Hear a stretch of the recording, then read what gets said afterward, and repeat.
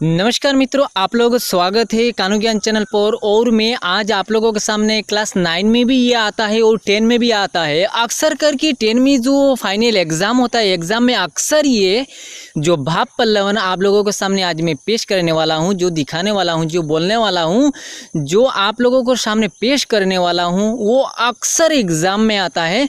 और ये अच्छी तरह से सीखेंगे, अच्छी तरह से मैं जैसे आप लोगों को बता कर दिया हूँ, जैसे लिख कर दिया हूँ, जैसे बोल कर दिया हूँ, ऐसा ही हूबहू ऐसा ही आप लोग सीख लेंगे तो अच्छे खासा एक मार्क्स लेकर आप लोग एग्ज़ाम में आएंगे। और मैं आप लोगों को आज अच्छी तरह से ये समझा के और ये भाव पल्लवन दिखाने वाला हूँ, बोलने वाला हूँ। तो चलिए, तो दोस्तों यहाँ पर देखिए 1 नंबर में दिया गया है अधजल गगरी छलकत जाए।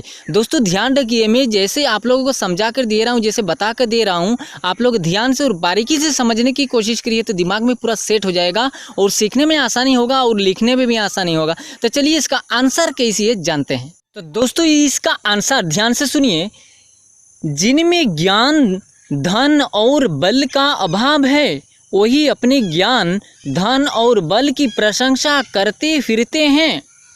जैसे गगरी की पानी आधा रहे तो वो इतना छलकता है कि जैसे लगेगा इस दुनिया के सारे पानी इस गगरी में भरपूर है। असल में उस गगरी में जितना पानी छलक रहा है उतना पानी है ही नहीं। ठीक उसी तरह कम ज्ञानवान, कम धनवान और कम बलवान व्यक्ति अपना प्रशंसा खुद ही करता है, असल में उसका अंदर उतना है ही नहीं। इसका अर्थ थोड़ा समझिए।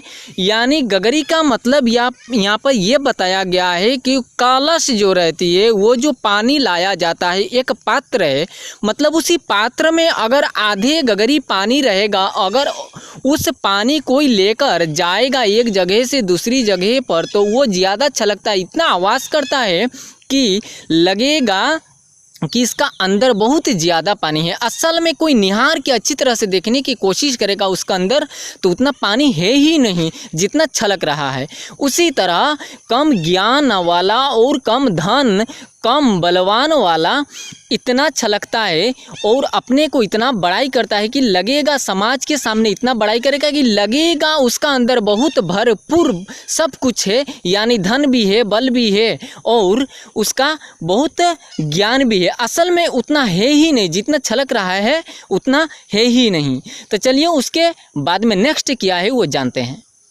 अब दोस्तों 2 नंबर में देखिए, होनहार वीरवान के होत चिकने पात।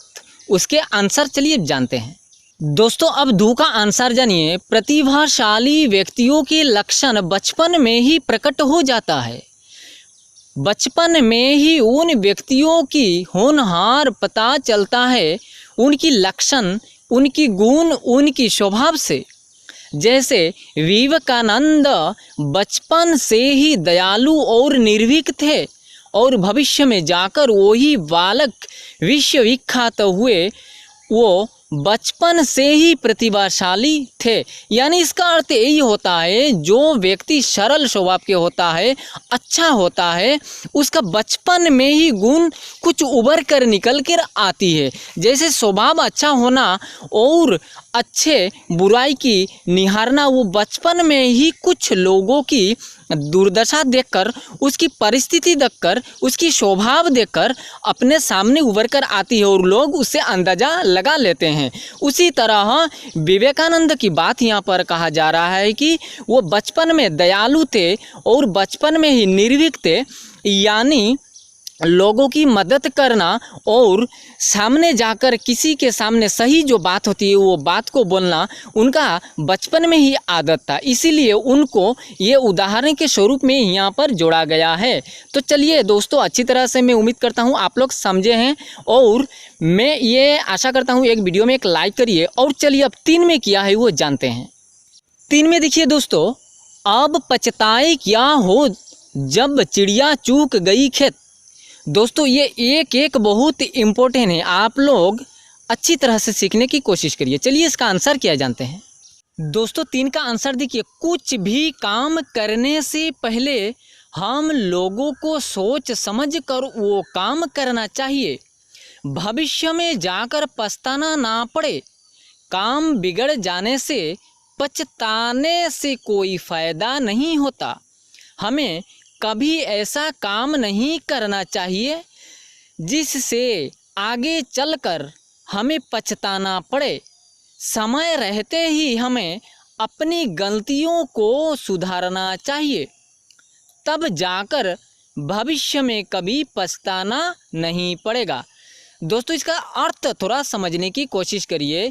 यानी ये जो पंक्ति है, ये पंक्ति में ये उभर कर आ रहा है कि जो भी काम करना चाहिए वो सबसे पहले सोच समझकर करना चाहिए कि वो काम से मेरे भविष्य में जाकर कोई हानि ना हो, कोई पछताना ना पड़े, कोई मेरा नुकसान ना हो।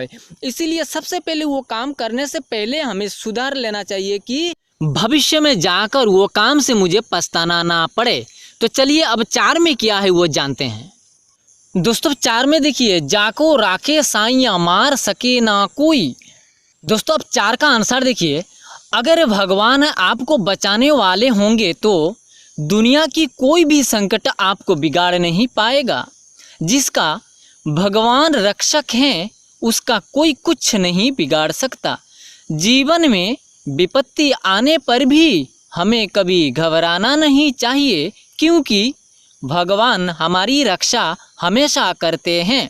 दोस्तों यहाँ पर इसका अर्थ समझने की कोशिश करिए कि यहाँ पर ये बताया गया है कि भगवान अगर आपको बचाने वाले होंगे तो दुनिया की कोई भी मुसीबत, कोई भी विपत्ति, कोई भी संकट आपको आकर छू भी नहीं सकता। आप हजारों मुसीबतों के दौरान भी आप बच सकते हैं, आप उस मुसीबत के बावजूद भी आप बचकर आगे निकल सकते हैं।